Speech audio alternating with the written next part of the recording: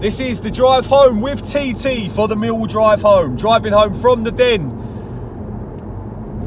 where it finished. Millwall under 18s 1, Tottenham under 18s 2, after extra time, I may add. Do you know what? I really enjoyed that. It's a very good performance from a young Lion side that set up, unsurprisingly, 4-4-2, which is good, you know, because that's the way we play at the first team. We should be playing the same formation, not the same type of football, and we didn't as the first team. But you know, some really good standout players today. Obviously very young, they've got a lot to learn, but young diamonds nonetheless. And my man of the match today was our number 4, Billy Mitchell. I'm not lying, his name is Billy Mitchell. He's straight out of Walford, the boy, and the finish is. He scored an absolute screamer. One of the best goals I have seen at any level of football. 30 yards out, the ball's laid up to him, and he's absolutely smashed it right foot into the top left-hand corner. I think it hit either the post or the bar, or potentially even both. An absolute stunning finish. But more than just that goal, you know, he battled really hard in midfield, broke up a lot of Tottenham's passing plays, which obviously they did. You know, both Tottenham and Millwall set up similar to the way that they play at first team level. Tottenham kept a lot of the ball in the first half of that game, but didn't really penetrate with it. They played around the back. They went a bit more forward in the second half. They brought on a number 16 who I'll go on to in a little while. But we had, other than Mr. Mitchell and number 4, who was captain, by the way, there's a couple of other standout performances. I thought our number 3, Tiancia, our left back, I hope I've pronounced that right, but the lad is quick.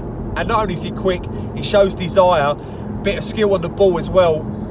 Final product wasn't quite there, but that's to be expected. Done a lot right in the game, you know. I thought he defended well.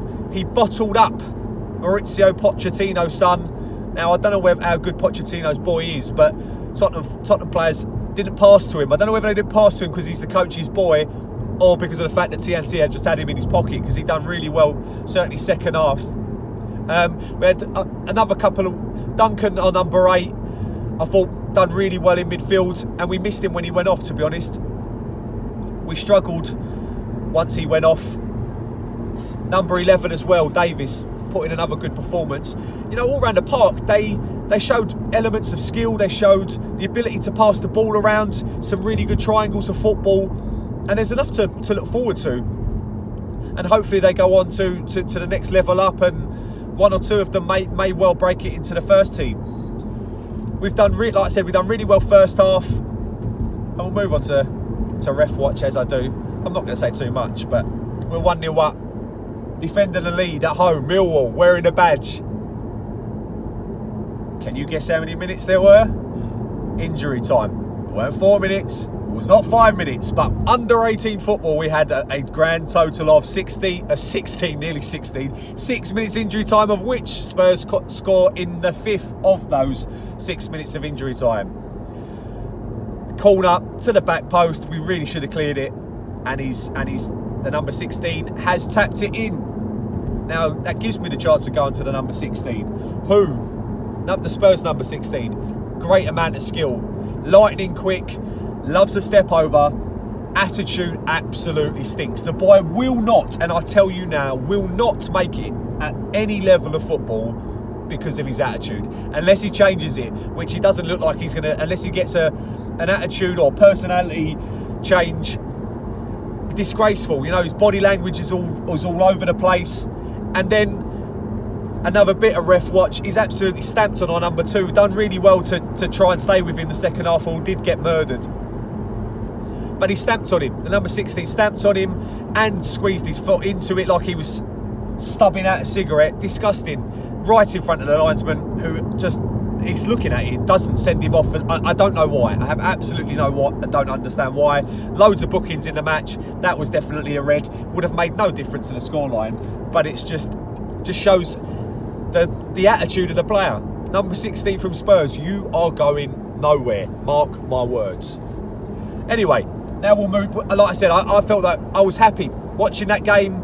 It was a decent Millwall performance. I felt like we tried and played, like I said, the second half of that extra time period where we were down and out after the game. We'd give absolutely everything, 90 minutes, and conceded a goal right at the start of the extra time, which was the only thing the keeper did wrong in the game, because our keeper played really well, but he was a bit slow off his line, dived at the ball to allow a cutback for an empty net to make it 2-1. But the second half of extra time, where we looked like we were all out of it, we pushed and pressed and created a couple of chances where potentially we could have got the equaliser and took it to penalties, but it weren't to be.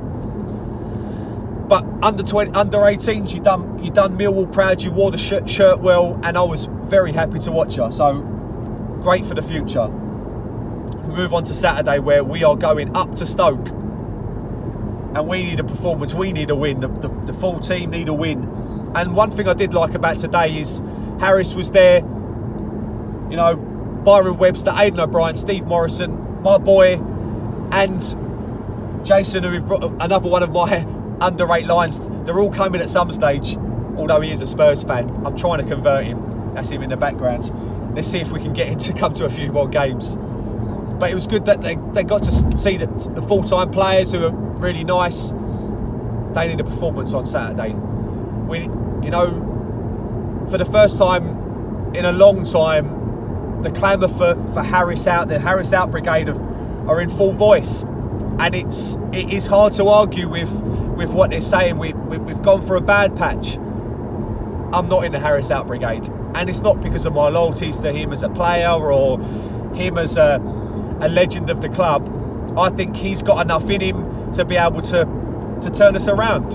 You know, we have been unlucky. Things haven't really gone our way. Yes, the football has been tedious at times, but our run at the end of last season came on a solid defence. The defence has not changed. The mistakes have changed, and they need to be eliminated, because we can't keep conceding cheap goals. Preston, it's a great example. 2 shots on goal in the first half, and they scored both of them. And you can't afford to be giving up cheap goals the way we are.